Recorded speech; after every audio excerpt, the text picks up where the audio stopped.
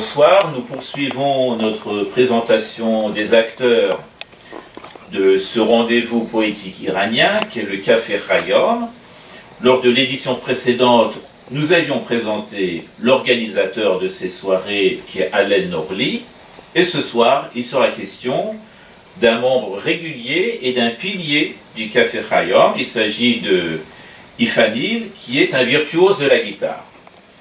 Il accompagne régulièrement les artistes qui s'y produisent. Et donc ce soir, je vais lui demander de nous dire quelques mots sur son parcours. Alors Ifanil, est-ce que tu pourrais nous faire connaître un peu ta pratique de la guitare, tes passions, et quel est ton style, ton genre musical préféré, voilà, ta vie à travers la musique et la pratique de la guitare. Bonsoir Reza. Bonsoir. Merci de m'accueillir. Je t'en prie, c'est mon plaisir.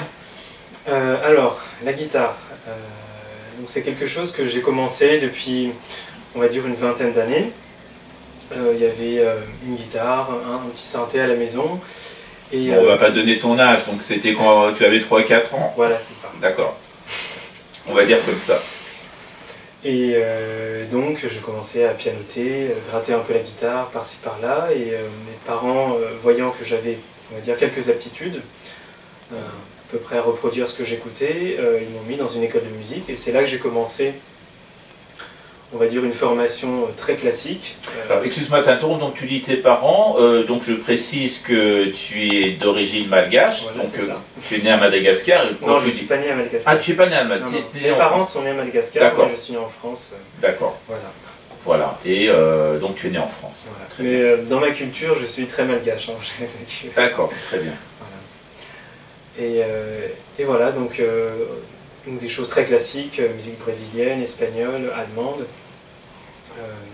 donc à la guitare classique. Et donc à partir de la fin du collège, j'ai commencé à m'intéresser à d'autres styles, notamment le jazz. Et c'est là que j'ai commencé à toucher à la guitare électrique.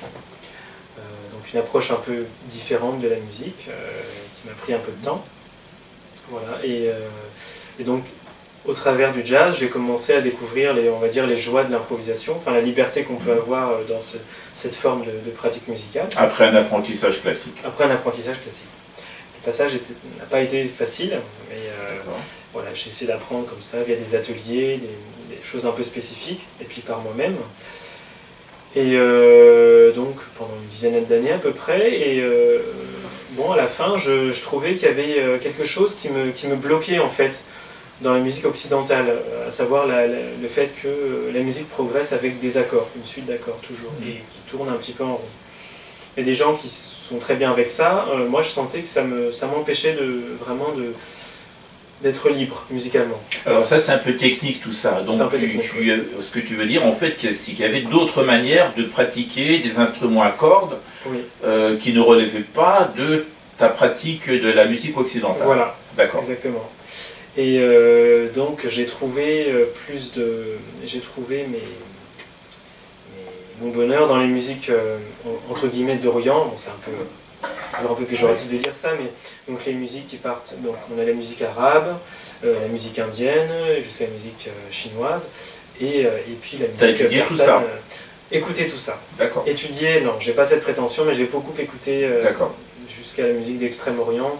Et dans toute cette partie du monde, en fait, c'est principalement de la musique dite modale, où un morceau, une gamme de notes, et ça progresse comme ça.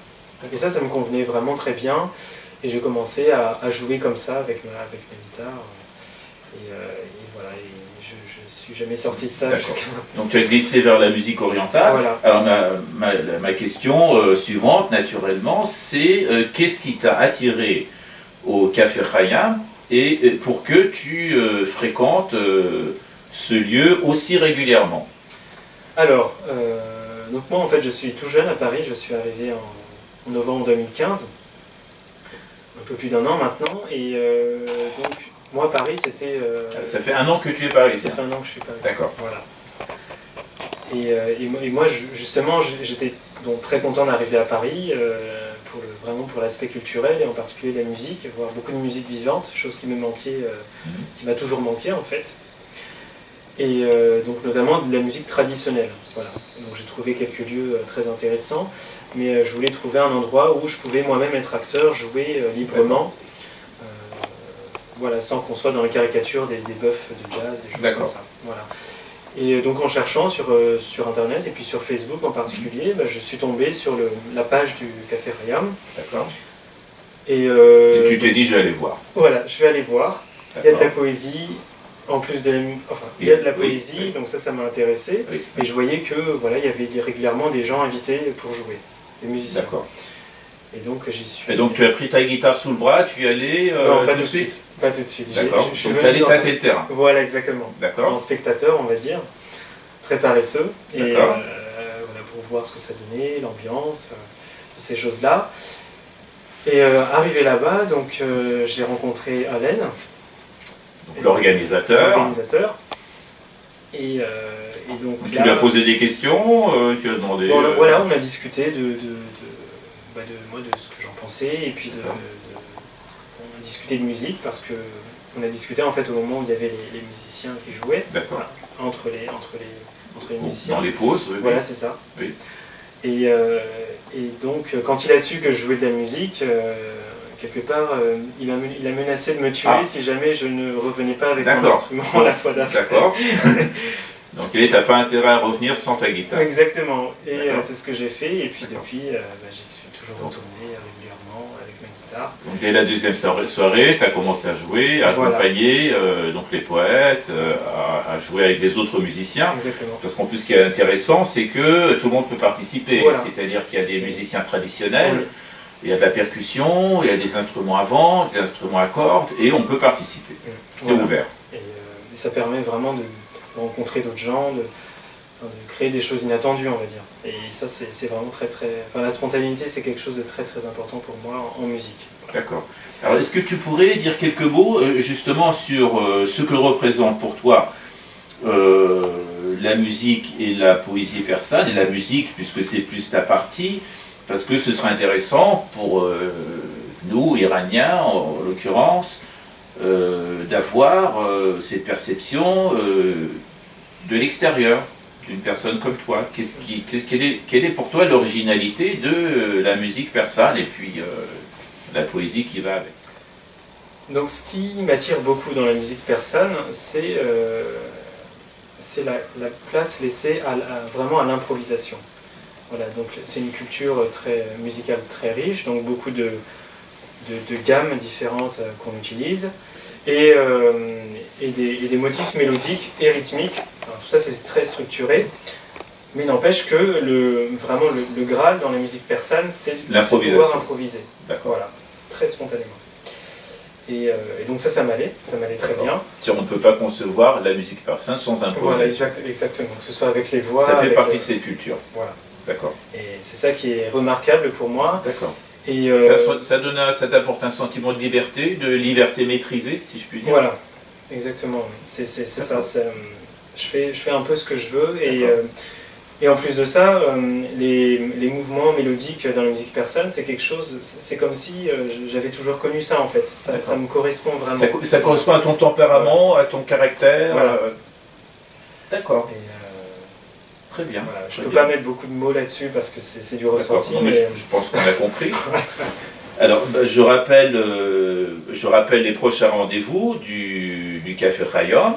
Alors, il y a un grand rendez-vous qui va avoir lieu tout bientôt, c'est le 20 mars, qui est celui du Nouvel An iranien. C'est le moment le plus important du calendrier iranien, où le Café Rayam sera présent non pas rue du Vieux Colombier, qui est l'adresse historique, l'adresse habituelle, mais au Petit Bain, donc sur la péniche du Petit Bain le 20 mars, où Ifanil donc va se produire, jouer de la guitare, et alors bien entendu, après il y aura les rendez-vous habituels, un dimanche sur deux, au numéro 9, rue du Vieux Colombier.